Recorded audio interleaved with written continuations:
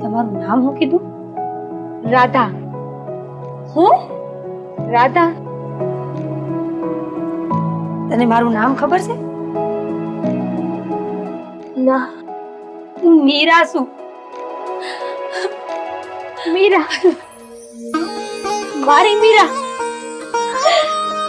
રાધા, મારી બેન.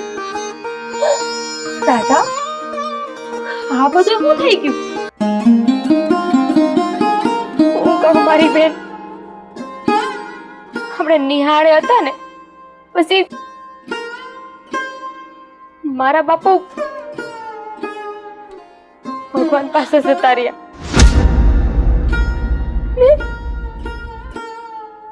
બાની તબિયત હવે નથી સારી રહેતી.